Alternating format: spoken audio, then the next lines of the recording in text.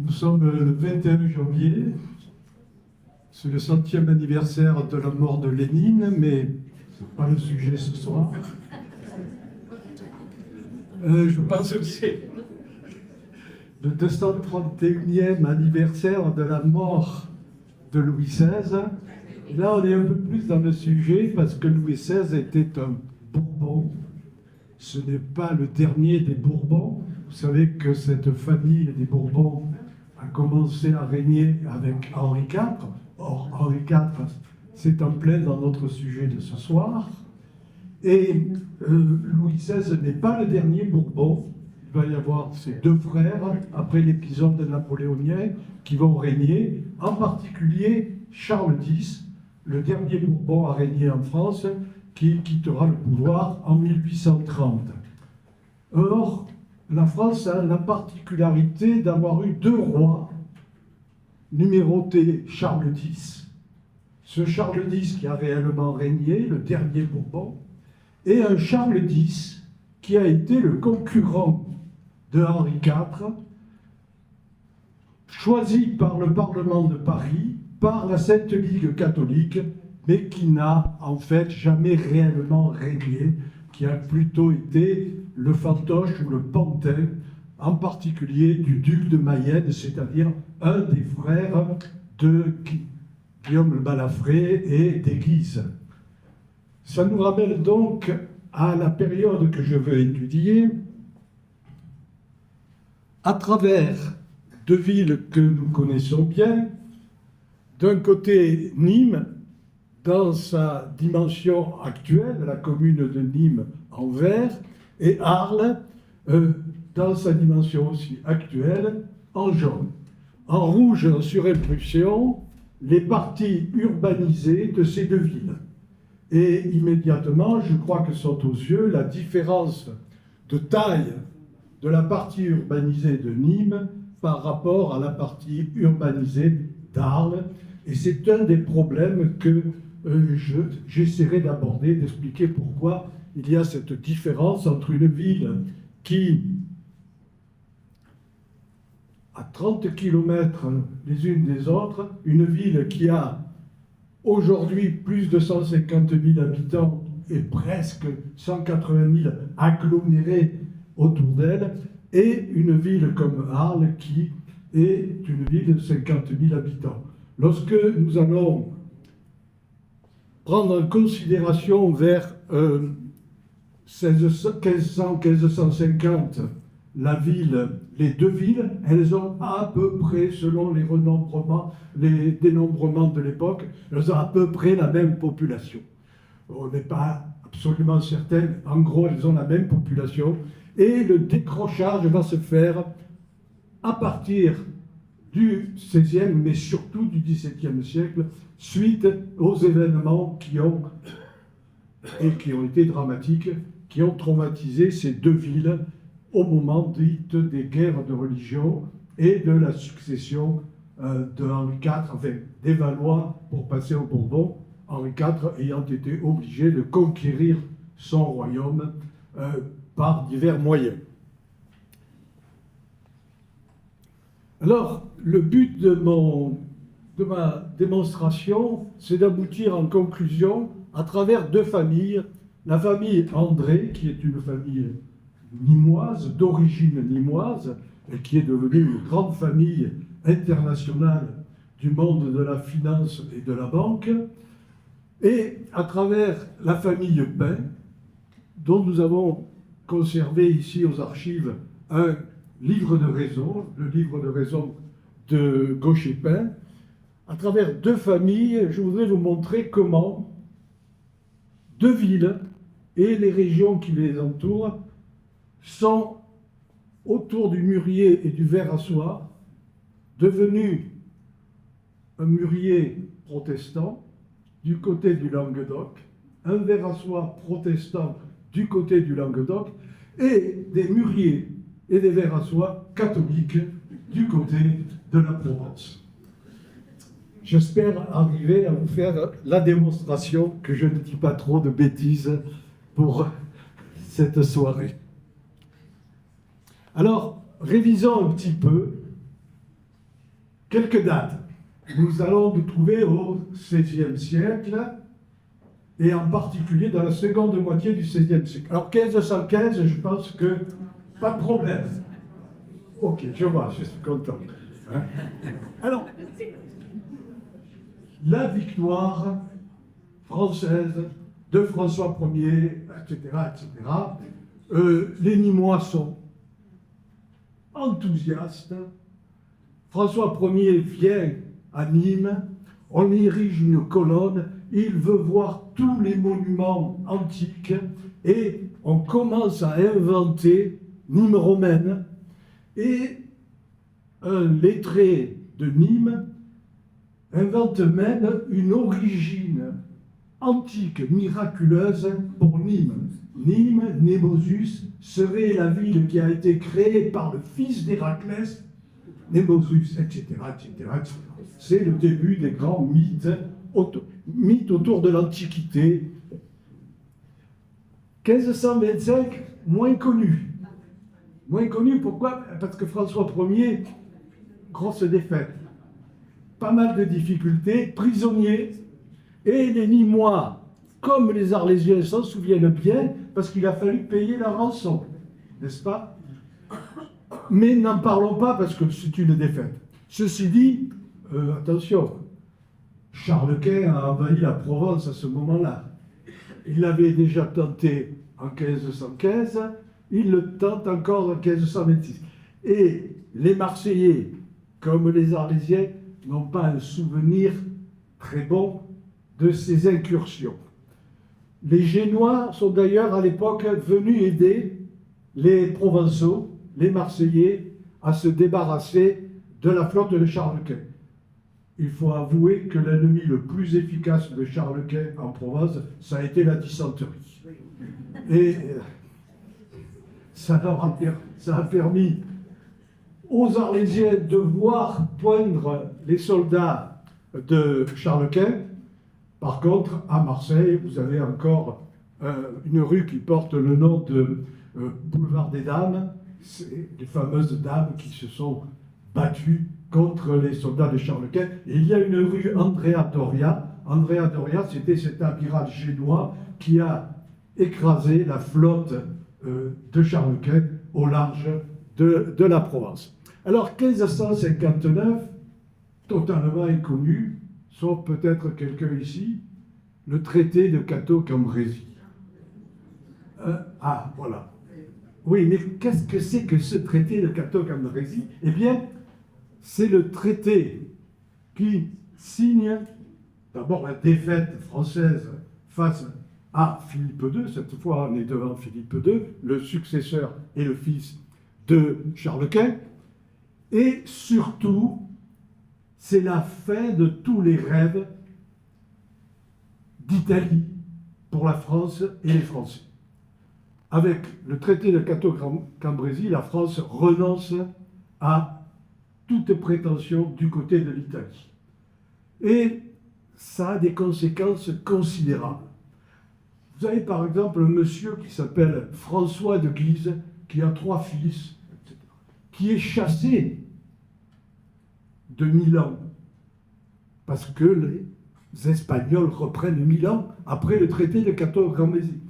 Vous avez tous ces nobles qui se sont enrichis en faisant leur métier de la guerre, en pillant l'Italie, qui se retrouvent sans activité, sans revenus en France, et qui n'ont plus pour survivre et progresser dans la hiérarchie sociale que le territoire français et la proximité du roi. À un moment où en plus, ces nobles, ces grands clans nobiliaires se divisent entre ceux qui restent catholiques et ceux qui deviennent protestants. 1559, bien sûr, le lendemain de la signature du traité, Henri II organise un grand tournoi et il se fait tuer dans ce grand tournoi par accident. Et on a ces 3 fils qui vont se succéder les uns après les autres, ces 3 fils qui vont se succéder sans avoir de descendance. Donc, une fragilité du point de vue de la succession au trône, une fragilité avec ces clans qui n'ont plus de métier à exercer ailleurs qu'en France.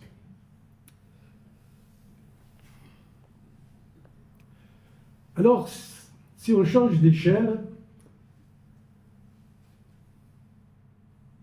vous voyez tout ce qui est en bleu foncé, c'est l'Espagne. En fait, c'est espagnol.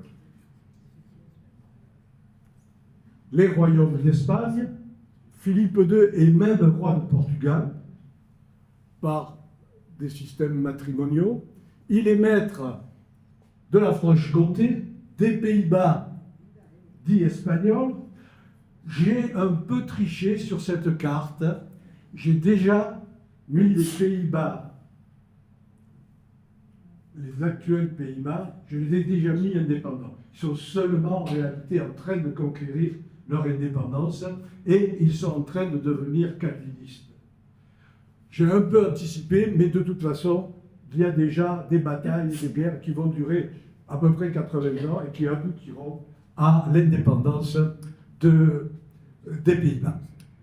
L'Autriche est sous influence espagnole, c'est un frère et un oncle de Philippe II qui sont maîtres de l'Autriche. Le Saint-Empire germanique est sous l'influence des Habsbourg, la famille dont régnante en Espagne. Le royaume de Naples a été récupéré lorsque le roi René a fait don de la Provence à la France. Le royaume de Naples a été récupéré par Philippe II et il est roi de Naples. Et bien entendu, le Saint-Empire romain germanique est constamment sous l'influence des Habsbourg. En effet, ils ont obtenu le soutien des 7 ou des 8 électeurs, ça dépend du moment, qui élisent l'empereur. Mais il y a aussi ailleurs dans le monde les colonies espagnoles. J'ai laissé de côté le Brésil lusophone et portugais, encore qu'au moment de Philippe II, il exerce son autorité sur le Brésil, puisqu'il est roi du Portugal.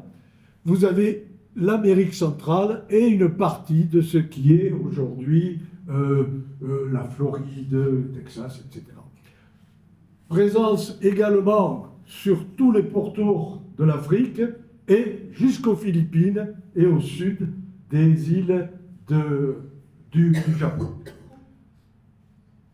Vous avez enfin un pays qui est allié très étroitement, psychologiquement, économiquement à l'Espagne, c'est le duché de Savoie. La Savoie vient de se reconstituer au détriment de la France grâce au traité de Cateau-Cambrésis et grâce à l'Espagne. Le duc de Savoie a d'ailleurs épousé une des filles de Philippe II.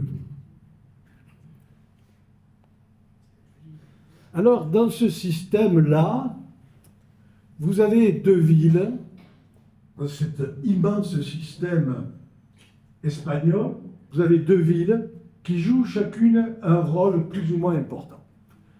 Évidemment, Nîmes, c'est la porte de cette grande vallée Saône-Rhône en direction de l'Espagne, et Nîmes utilise au maximum cette possibilité de commercer en direction de l'Espagne. Or, l'Espagne qui draine l'or des Amériques est en train de devenir un pays de consommateurs, de vallées, et cesse pratiquement de produire. Même les agriculteurs cessent de produire, j'exagère un petit peu, bien entendu, pour les besoins de la cause, mais l'Espagne achète tout. Le blé, les habits, la nourriture, tout, elle l'achète avec son or. Et Nîmes n'est pas si mal placé que ça sur les routes qui mènent à l'Espagne. Arles a une position qui est historiquement et mentalement tournée vers les Italiens et à ce moment-là, Arles se détache un peu des zones de grand commerce.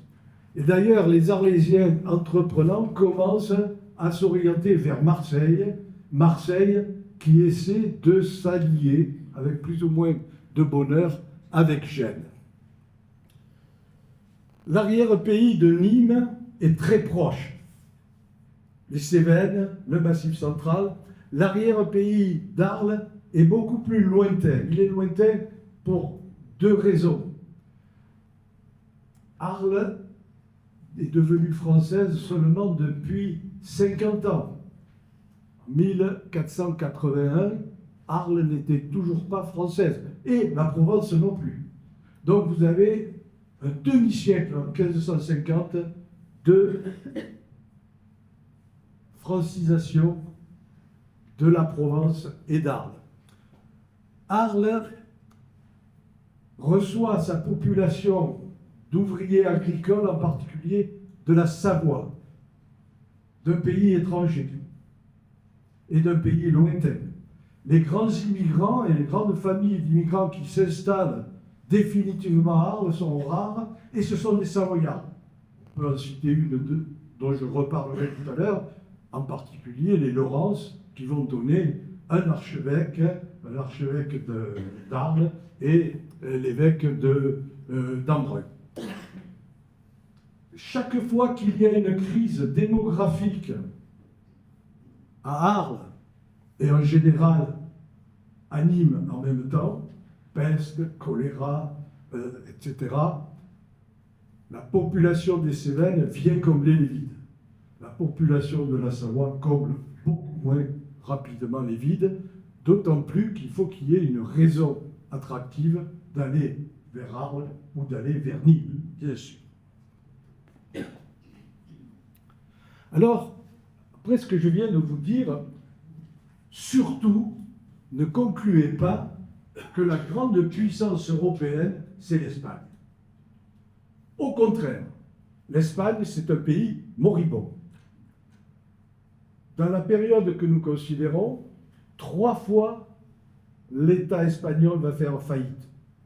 1557, 1575 et 1600 et quelques 1605 ou 7, je crois. En fait, les grandes puissances économiques, financières et même parfois politiques et parfois militaires, vous les avez ici, les deux grandes puissances. La banque Saint-Georges à Gênes. Les Génois sont les maîtres du commerce et de la finance internationale. Toutes les lettres de change sont libellées avec les talons, et eu égard à l'étalon or de Gênes, 3,33 g d'or, qui sont valables en Allemagne, aux Pays-Bas, en Espagne, aux Amériques, aux Philippines. Cette banque, elle a inventé le système monétaire international qu'on ne renouvellera finalement de façon efficace qu'en 1945-46 à Bretton Woods.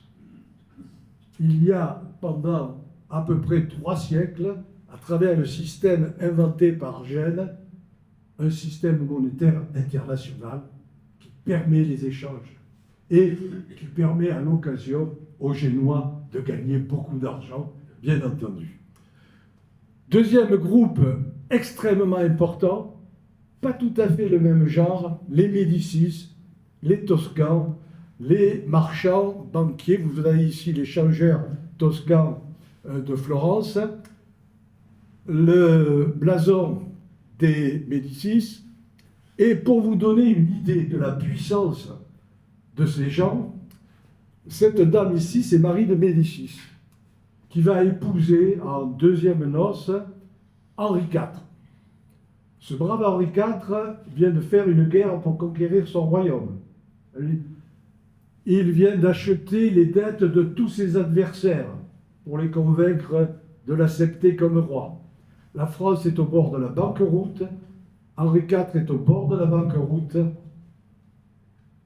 Ils se séparent à l'amiable de la reine Margot. Il épouse Marie de Médicis, et Marie de Médicis non seulement va lui donner des enfants dont Louis XIII, mais également lui apporter une dot qui rembourse la dette de la France. C'est pas si mal que ça.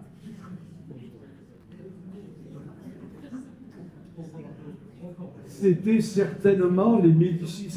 Et elle n'est que la nièce du grand-duc de Toscane. Hein. C'est donc, je crois qu'il faut absolument avoir à l'idée que derrière tout cela, cette puissance territoriale, il y a déjà ces puissances financières. Alors, j'ai mis là-haut le portrait de Fugger, un banquier, et le nom de Welser, un banquier allemand de Augsbourg, tous les deux de Augsbourg, l'un qui est resté catholique, Fugger, et Welser qui, lui, est devenu protestant. Deux Allemands très puissants sur le plan financier.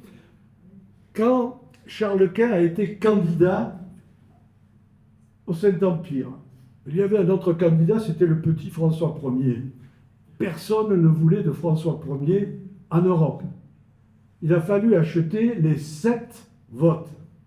Et attendez, les archevêques de Trèves, de Cologne, le roi de Bohême, le margrave de Brandebourg, on ne les achète pas avec des babioles. On a acheté Médicis, Saint-Georges, Fugger et Welser ont acheté les 7 électeurs et ils ont voté comme le seul homme pour Charles Quint. Et ils en ont fait un empereur. Évidemment, quand Charles Quint a fait faillite, Welser s'est retrouvé avec des dettes de Charles Quint. Et Charles Quint lui a offert simplement de conquérir le Venezuela. Malheureuse tentative, ce n'était pas un métier de banquier que de se faire une colonie. Et la tentative allemande de colonisation du Venezuela a été un échec assez total. Ce n'est pas qu'ils ne savaient pas tuer aussi bien les Indiens que les Espagnols, mais ils l'ont fait sans doute avec moins de profit. Alors, maintenant que nous avons dressé ce tableau de l'Europe et des puissances réelles de l'Europe, un grand changement sur le plan spirituel. Jusque-là, vous avez une Église catholique qui a réussi à maintenir son hégémonie. Bien sûr, il y a eu les Albigeois, prêchant la pauvreté, etc., etc. La croisade dite des Albigeois les a éliminés assez définitivement. Et oui, j'ai appuyé sur le bouton. Curieusement, ça l'a été.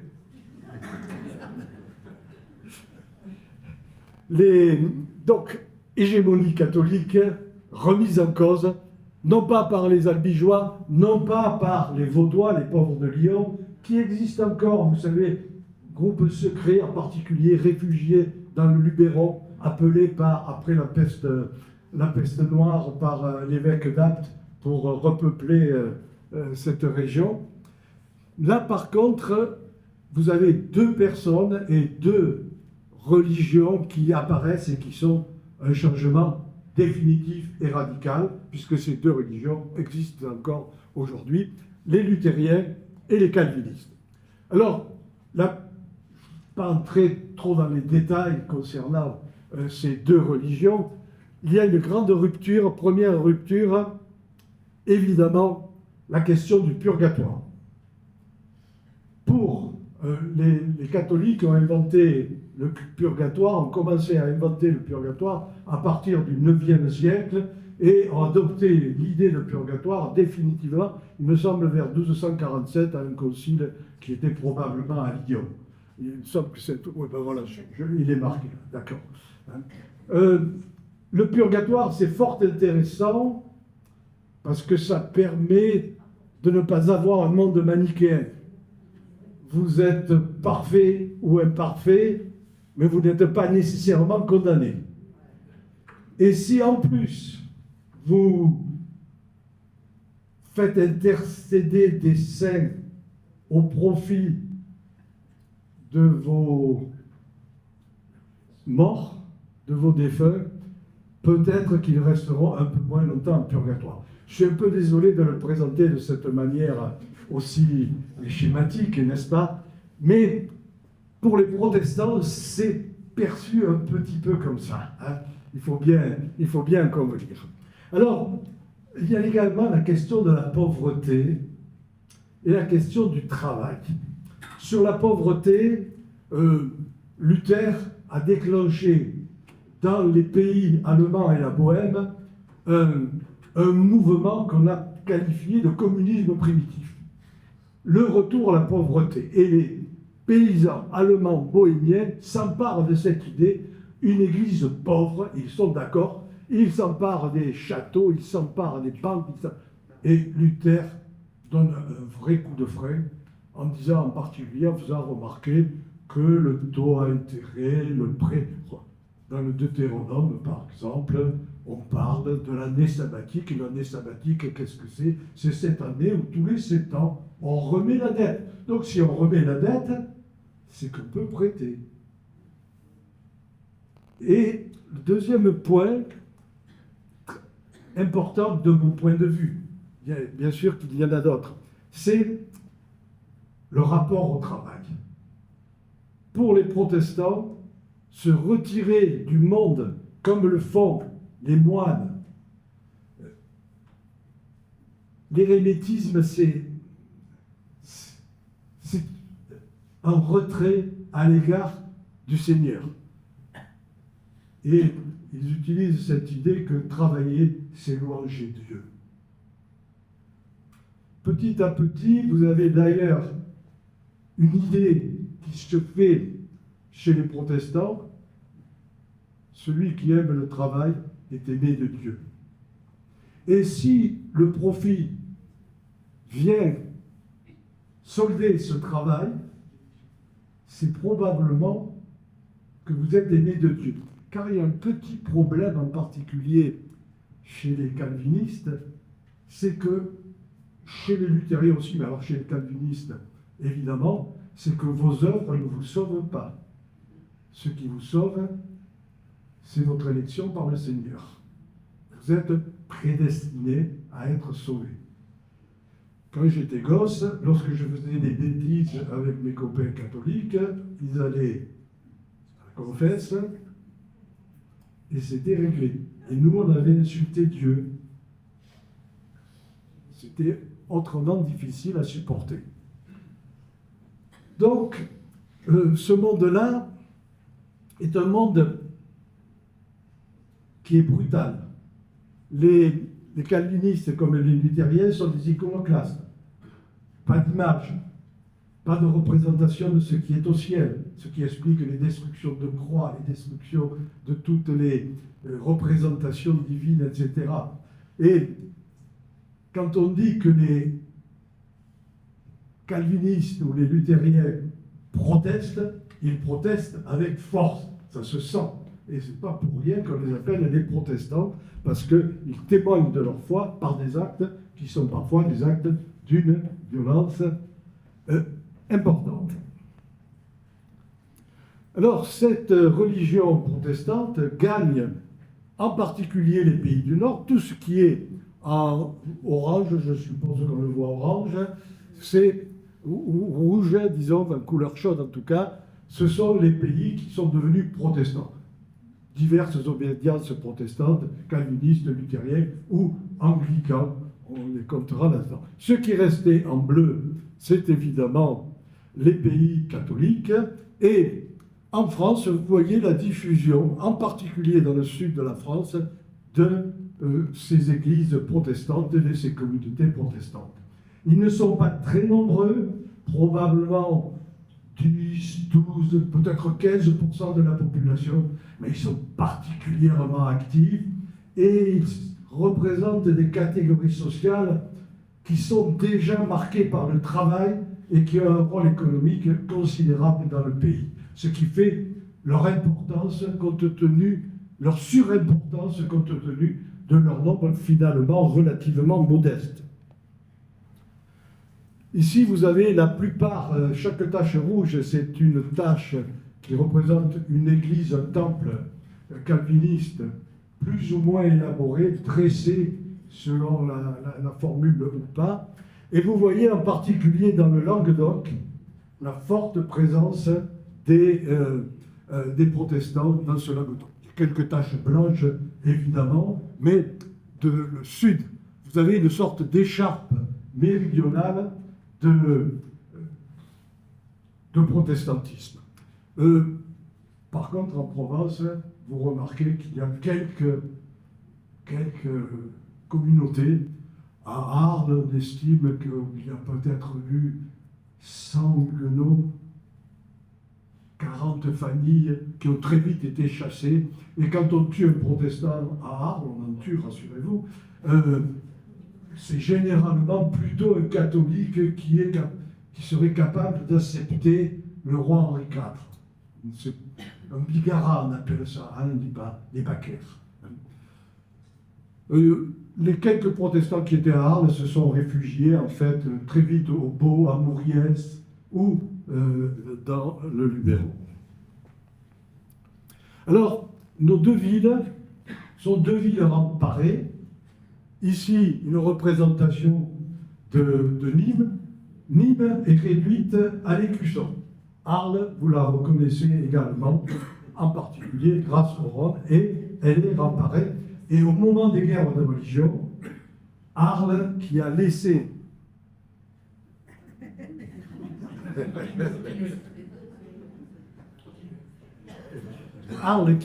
ses remparts se détruire, va tenter de les reconstruire et va dépenser beaucoup d'argent dans cette opération.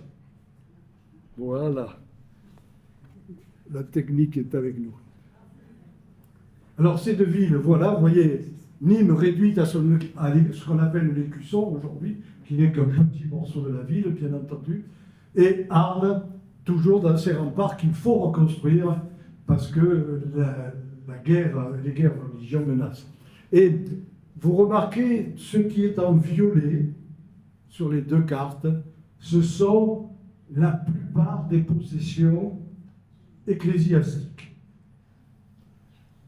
Il y a 11 paroisses, une cinquantaine, presque 50 églises ou monuments conventuels à Arles.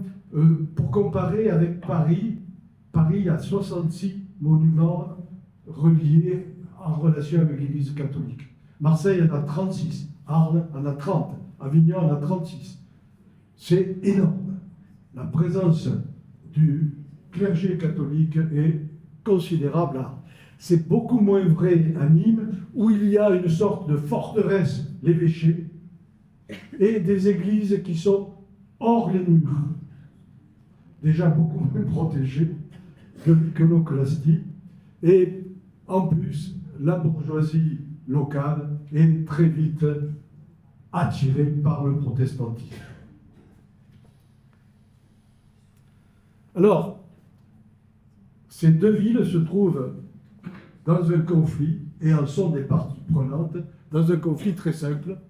8 guerres de religion, peut-être 9 si on compte les guerres de Rohan, menées par Louis XIII, et qui vont finir définitivement de mettre sous le boisseau toute tentative politique protestante.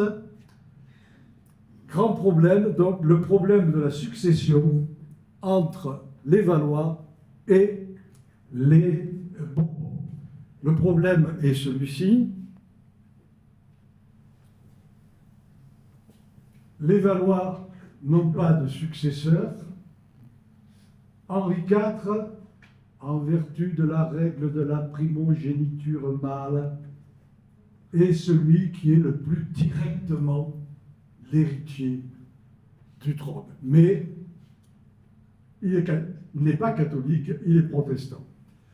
Vous avez donc Henri III de Navarre, futur Henri IV, candidat au trône, et c'est lui le premier.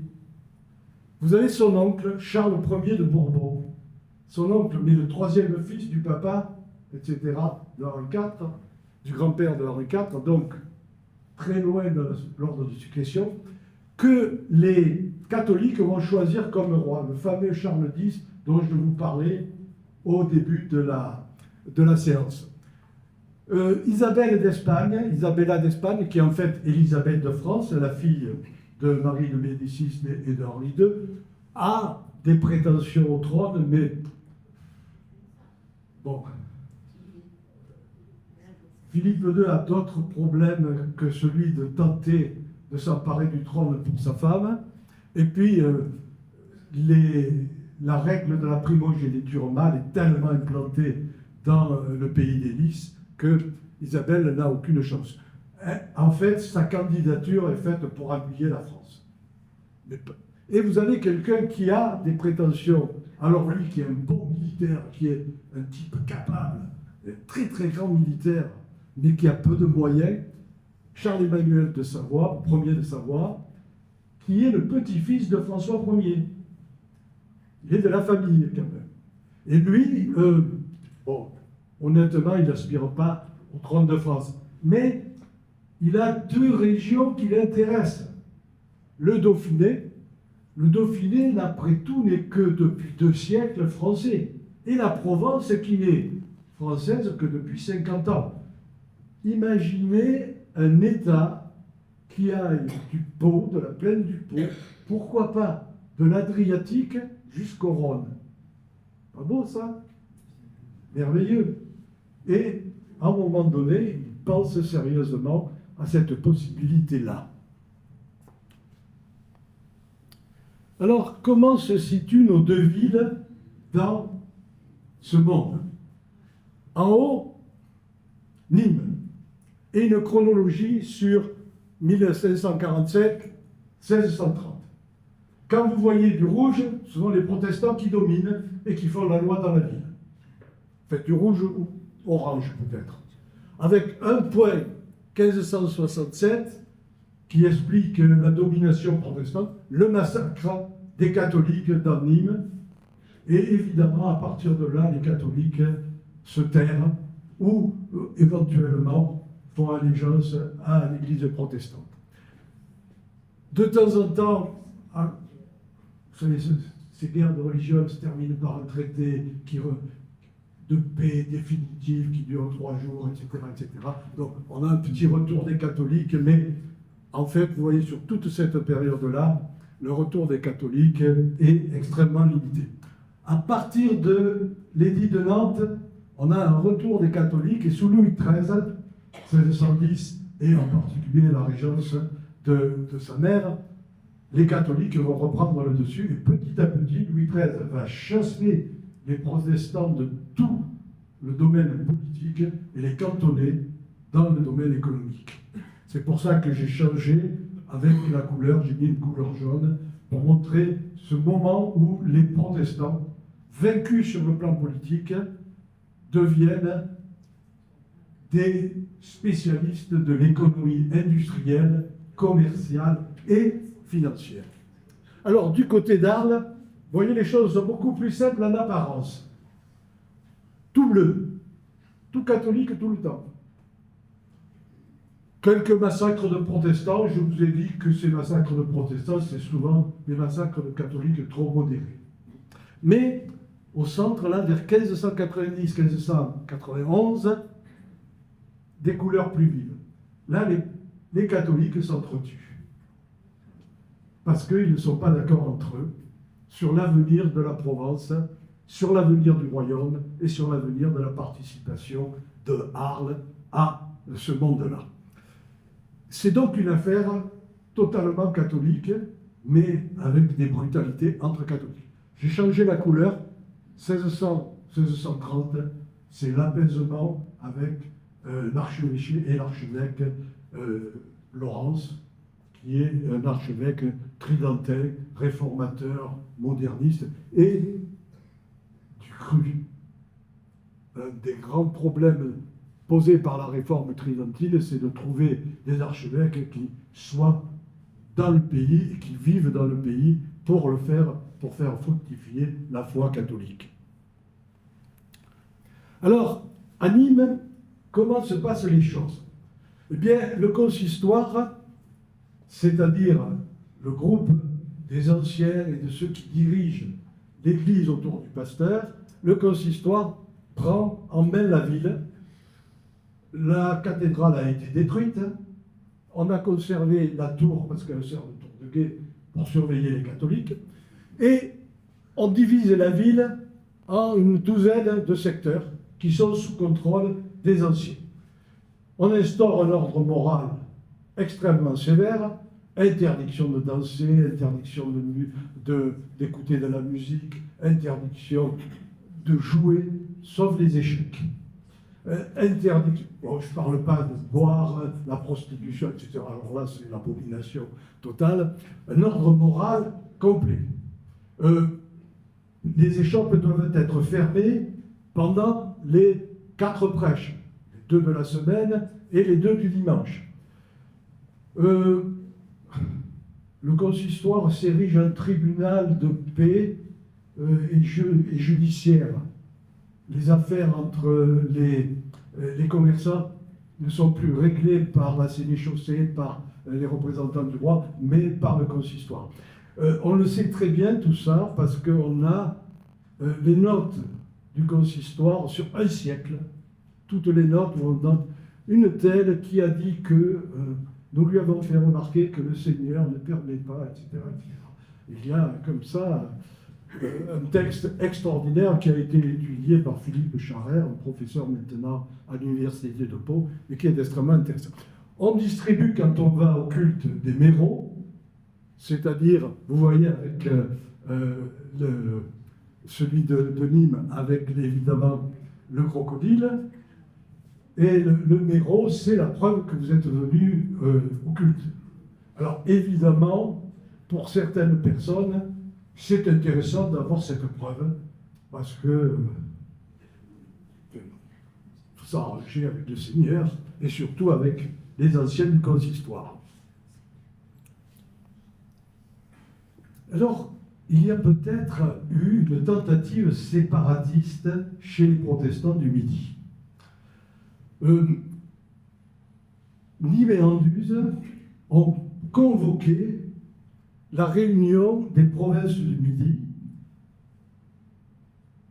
en éliminant le pouvoir royal et en essayant de remplacer ce pouvoir royal par des États généraux locaux.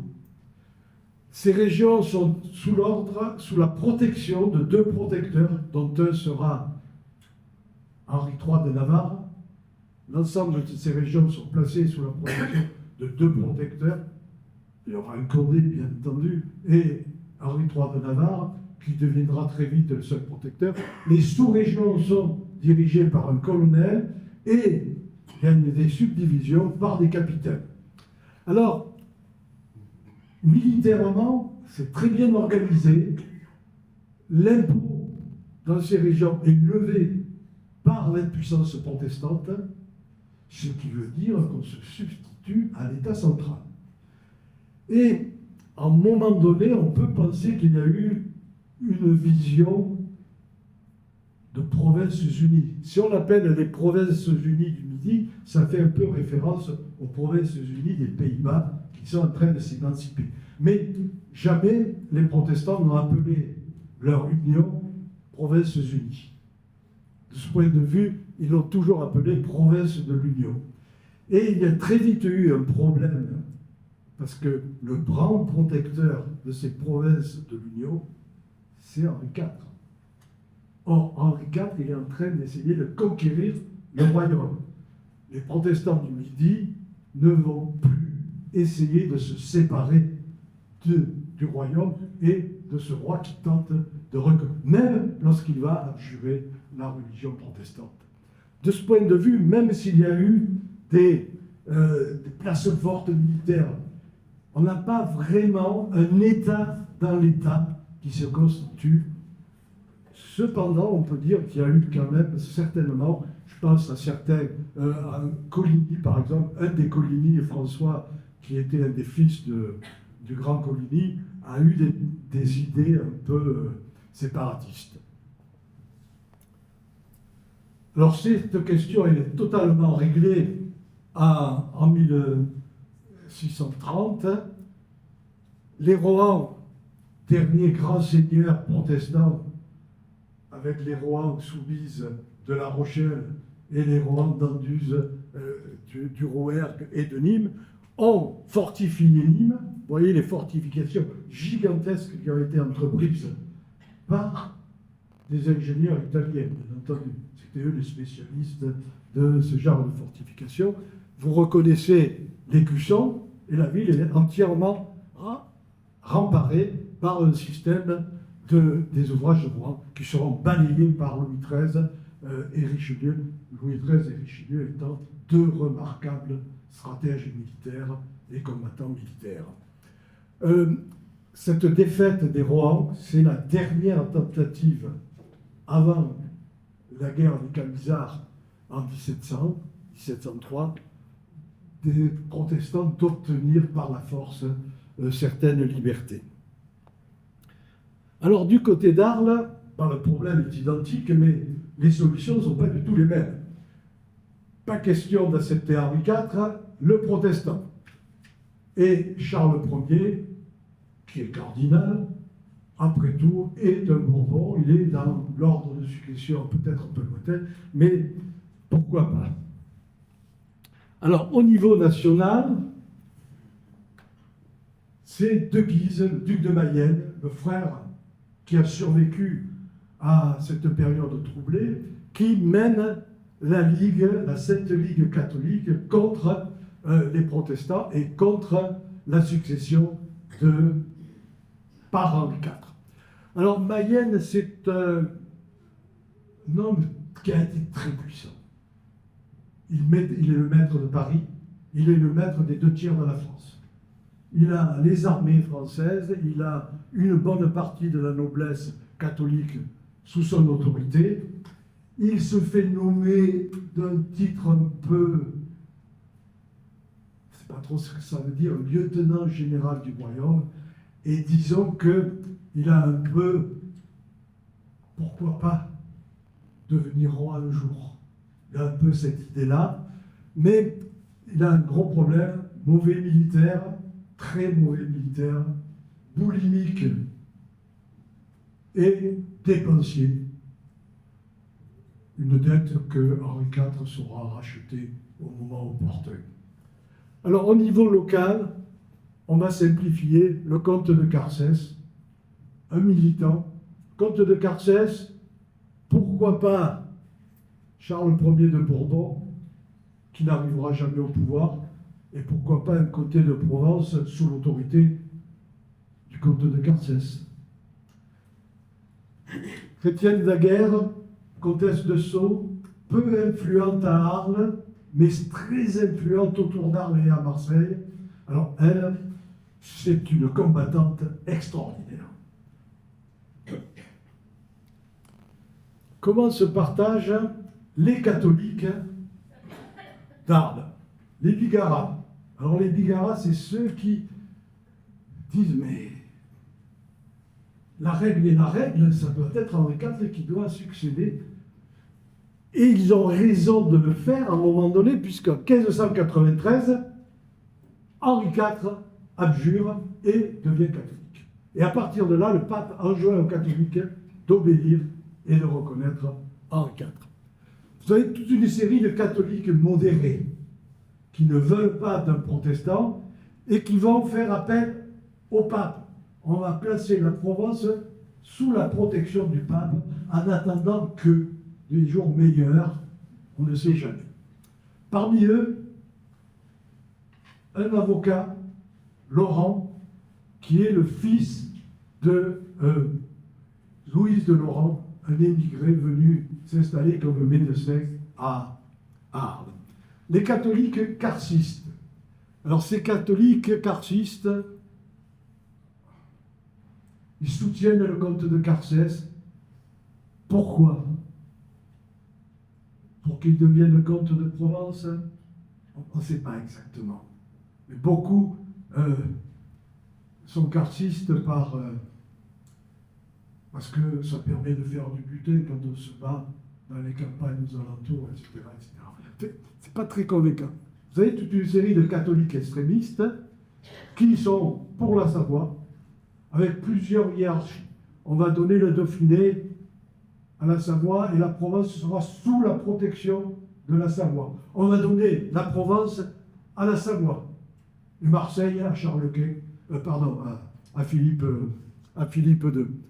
Christiane Laguerre, elle a été d'abord soutien fervent d'Emmanuel, Charles-Emmanuel de Savoie. Ensuite, elle s'est tournée vers Philippe II.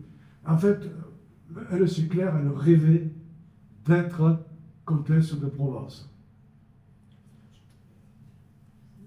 Évidemment, on comprend que dans ce panier de crabes, il y a eu pas mal de batailles internes et intestines. Alors, en fait, les Arlésiens, les Marseillais et les Aixois ont fait appel au duc de Savoie pour les sauver. Et le duc de Savoie a répondu avec générosité à leur appel. Il est rentré en Provence avec ses troupes. Il a été accueilli à Aix avec enthousiasme. Il a été accueilli à Arles tout d'abord avec enthousiasme. Et à Arles, on s'est un peu entretué. Ceux qui n'étaient pas assez savoyards ont été éliminés au profit de ceux qui étaient, pour un comte de Savoie, maître de la Provence. Marseille, plus modéré, il faut dire, il y a les Génois, il y a les Toscans qui s'intéressent à Marseille. Vous avez les Génois et les Toscans qui sont dans les îles du Frioul, qui ont mis des forces là. C'est beaucoup plus complexe. Le comte de Savoie laisse à Arles une garnison espagnole.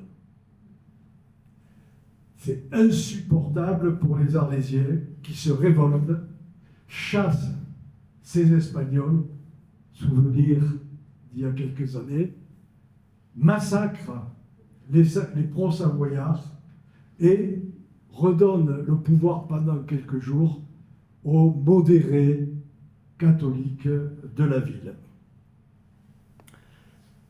Le comte de Savoie se retire, existe la possibilité d'une Provence savoyarde. Alors, pour Arles, il faut solder les comptes. Ici, vous avez quelques-unes des terres que Arles a été obligé de vendre, tellement la ville était endettée après les guerres de religion et les guerres de la Ligue. Alors, j'ai cartographié celles dont je suis sûr, en particulier le mas de pain, qui a été racheté par le trésorier de la ville, qui connaissait bien les comptes, puisqu'il était le trésorier. Et on vend des morceaux à oreille, on vend des morceaux en croc, on vend des morceaux dans... C'est cette vente de 1602 des biens de la paroisse et de la commune, de la communauté d'Arles, ça donne naissance au grand latifundia de la Camargue. C'est là que se constitue une partie de ces grands latifundia. Il a fallu que Arles entretienne une frégate, entretienne des soldats. Ils sont allés se battre à Sisteron, ils sont allés se battre au Beau, ils sont allés se battre à Saint-Gilles. Ça a coûté une fortune. Arles est ruiné et aura beaucoup de mal à retrouver une économie florissante. Alors, à travers une famille arlésienne, celle de Cochépin, on peut comprendre les mentalités qui ont subsisté à Arles. Cette famille-là, vous avez Antoine Pain, un marchand, un bourgeois, qui vit la période des guerres de religion, qui les vit avec habileté. Oh, il est bien du côté de la Ligue, bien sûr, mais ce n'est pas un exalté. Il devient bourgeois riche, il achète des terres en Camargue, et son fils est en oubli. Vous avez là un des grands moteurs, acheter des terres pour avoir la reconnaissance sociale. Grande différence avec les protestants, pour lesquels avoir du profit suffit à la reconnaissance sociale. Le fils, le petit-fils, donc, etc., le petit-fils n'est pas satisfait de sa position dans la noblesse. Il achète une charge nobiliaire beaucoup plus élevée. 55% de sa fortune y passe. Résultat, le Jacques Pin, avocat, va passer sa vie à essayer de payer les dettes de son papa, et la famille ruinée s'éteint et devient s'éteint, non pas vraiment, mais s'éteint sur le plan économique et sur le plan politique. Alors on a le livre de raison qui a été publié de manière et très largement commentée. Notre famille, la famille de Louise Laurent, dont nous avons le panégyrique fait par une des filles de Louise Laurent, Jeanne Laurence, qui a couché, dit-elle, décrite par moi, Jeanne du Laurence, j'étais pas du tout noble, mais quand même, hein, veuve de M. Blaise et couchée naïvement en ces termes. Et vous avez donc la description de la vie et de l'histoire de toutes ces familles. Alors, Honoré de Laurence, qui est ici en bas, avocat du Parlement d'Aix, c'est lui qui est allé demander au pape Six de Quai de protéger la Provence. André du Laurence, également ligueur, devient le médecin personnel de Henri IV.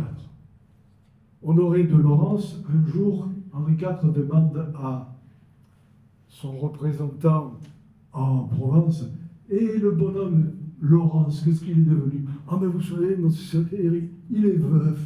Il est veuf. Que cela tienne. Il a fait l'évêque de Pambrun. Et troisième fils, ils étaient plusieurs, ils étaient 11, 11 garçons et filles. Troisième, il en fait l'évêque d'Arles. Je vous rappelle que le roi de France choisit les évêques et le pape les nomme. C'est comme ça, hein? Une famille dont les membres les plus actifs, les plus dynamiques, sont destinés à s'éteindre, en particulier les deux évêques. Alors, du côté nîmois, quelque chose de très différent. La famille André. On ne va pas les analyser les uns après les autres. Mais vous voyez, j'ai fait plutôt une représentation géographique. Les André sont de Nîmes. Mais, dès qu'ils peuvent, ils s'installent à Gênes, à Genève et à Francfort. Et selon les aléas politiques et religieux, vous avez par exemple quand Louis XIV supprime le droit d'être protestant, révocation de l'édit de Nantes. Les André de Nîmes deviennent catholiques. Mais presque de manière concomitante, à Gênes, les Génois ne veulent plus de protestants. Des cousins catholiques de Nîmes viennent s'installer et reprennent la banque André à Gênes. Et les Génois protestants vont à Francfort. Il y en a qui vont à Londres.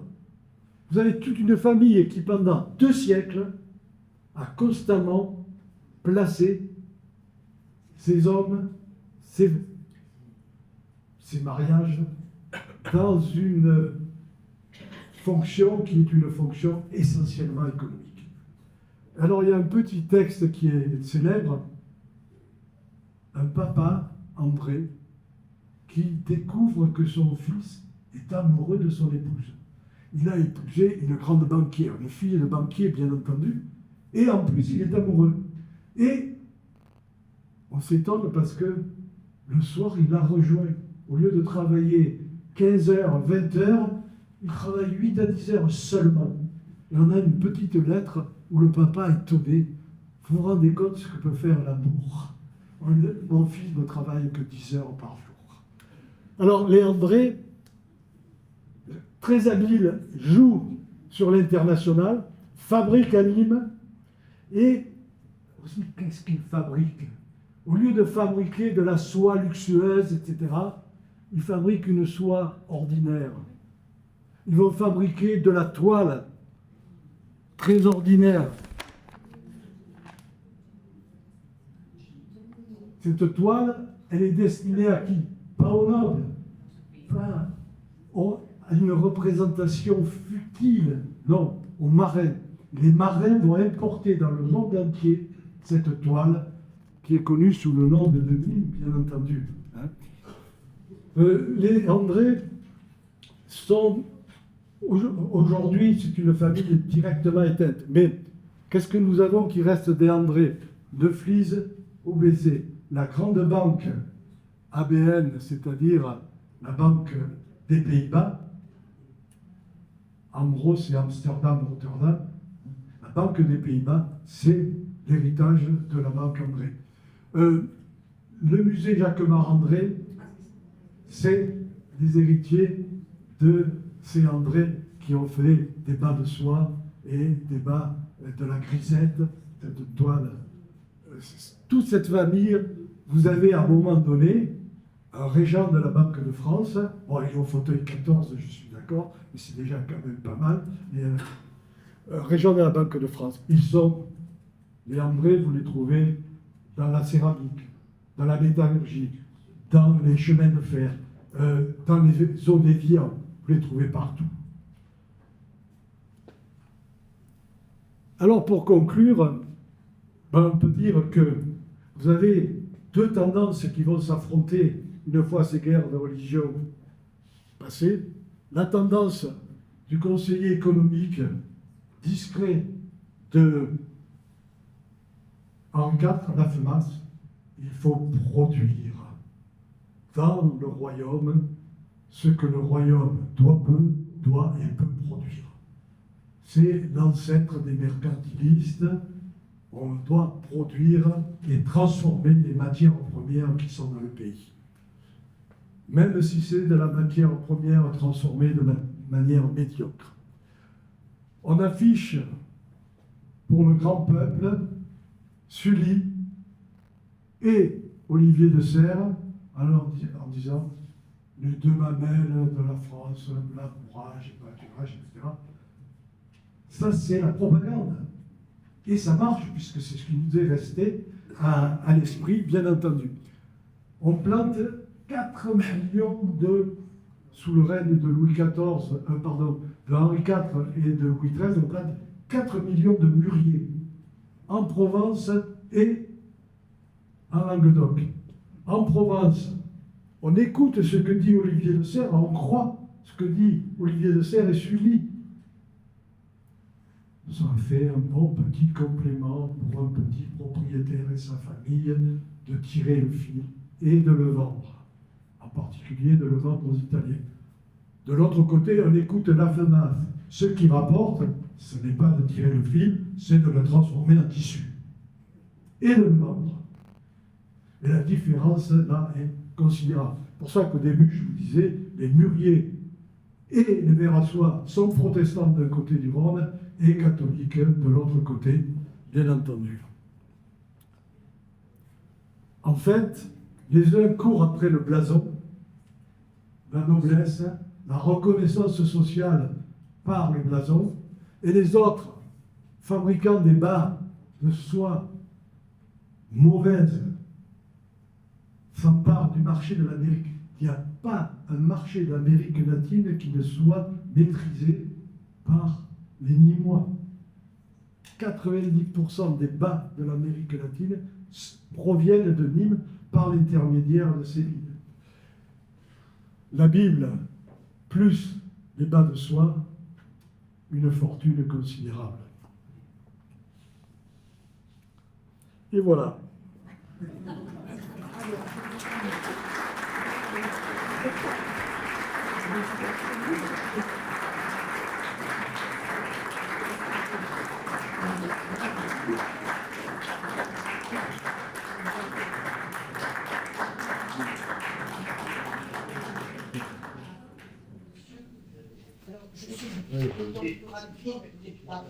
Je suis Nîmoise.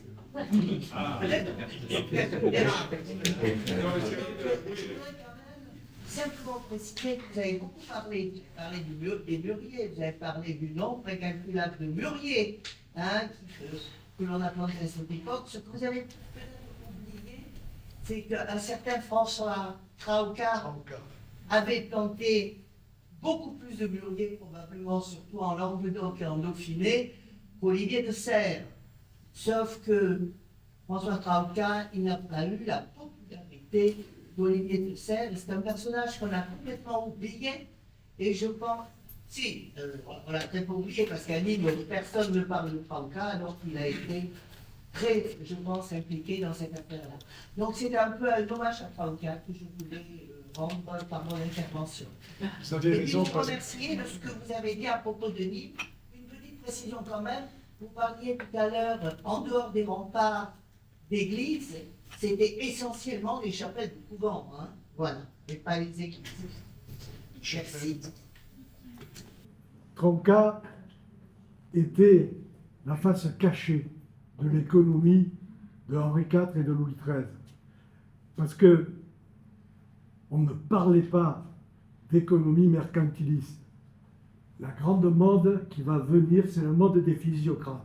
Et Olivier de Serres est un ancêtre des physiocrates. Mais en réalité, et le grand problème, c'est que Louis XIII va continuer cette politique de mercantilisme, et Louis XIV va complètement l'abandonner. Il faut dire que Louis XIV abandonne toute idée économique sérieuse pendant son règne.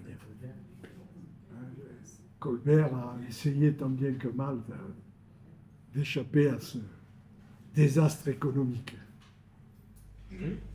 Combien y a-t-il de protestants actuellement en France, grosso modo?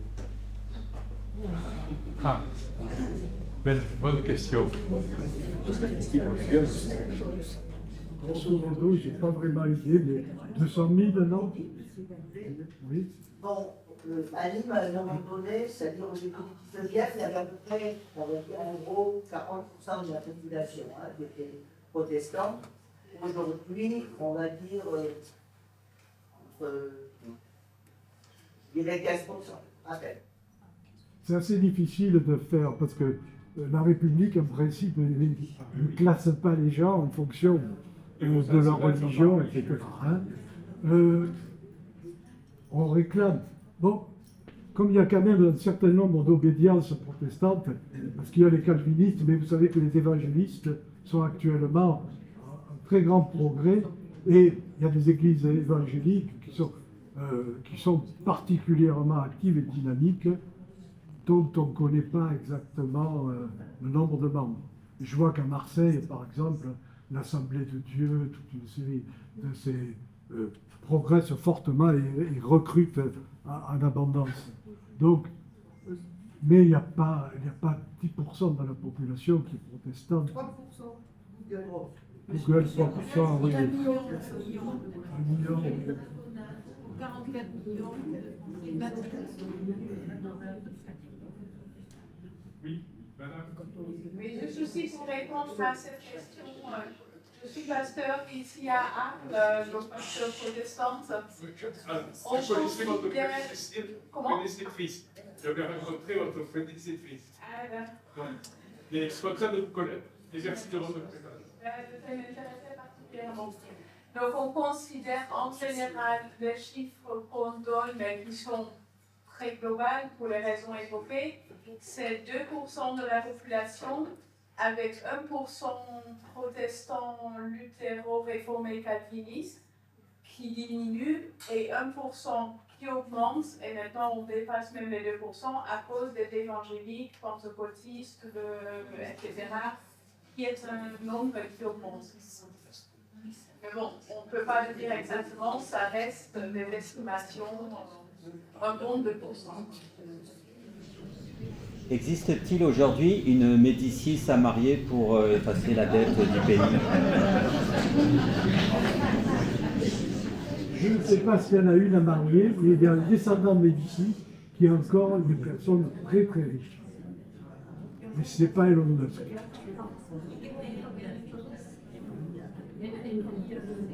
Il vient d'Italie et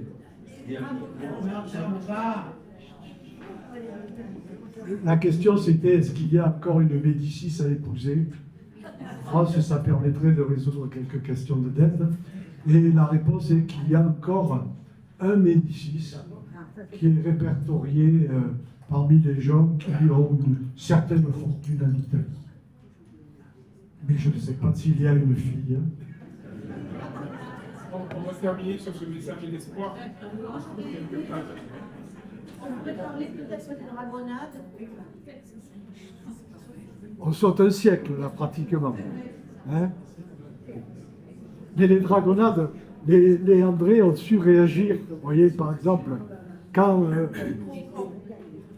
on me pose la question des dragonnades, vous savez que Louis XIII était très catholique, mais a accepté la présence des protestants. Il a constamment rogné sur les libertés des protestants, mais il a accepté, à partir du moment où il n'était plus un danger militaire, il a accepté leur présence. Par contre, Louis XIV n'a eu de cesse de supprimer la religion protestante, et au moment de la révocation de l'édit de Nantes, il interdit le protestantisme purement et simplement. Hein.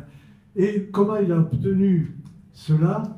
En envoyant ses dragons pour convaincre les protestants dans les provinces d'abjurer leur foi. Et ces dragons avaient quartier libre pour habiter et billets donc d'habitation chez les protestants et se comporter en soudard, bien entendu. Il fallait les entretenir, il fallait les nourrir, il fallait les supporter. Et évidemment, les premières dragonnades ont lieu à Poitou, puis ensuite elles s'étendent vers le Midi, et à partir du moment où elles dépassent Toulouse, les dragonnades, au moment, il suffit d'annoncer la dragonnade et l'arrivée des dragons pour que, en masse, les protestants se convertissent, au moins en apparence, et vous avez cette vie schizophrène qui va commencer pendant 20-30 ans en France, et en particulier dans le sud de la France, catholique le jour, protestant la nuit, et à un moment donné, ça va provoquer cette schizophrénie chez les jeunes enfants de protestants, une rupture extraordinaire avec un mouvement de prophétisme. Dieu se met à parler à ces jeunes gens et à ces jeunes filles. Ça commence dans la région du Dauphiné, ça gagne toutes les Cévennes jusqu'à nos régions de Nîmes, etc. Vous avez un mouvement de prophétisme qui annonce la nécessité de lutter contre les bœufs gras, les bœufs noirs que sont les prêtres de l'Église catholique. Et petit à petit, on entre dans cette guerre assez étonnante, la première guerre peut-être strictement religieuse, au profit de... Les buts de guerre des Camisards sont assez simples et peut-être naïfs, le droit d'être protestant et de pratiquer leur culte.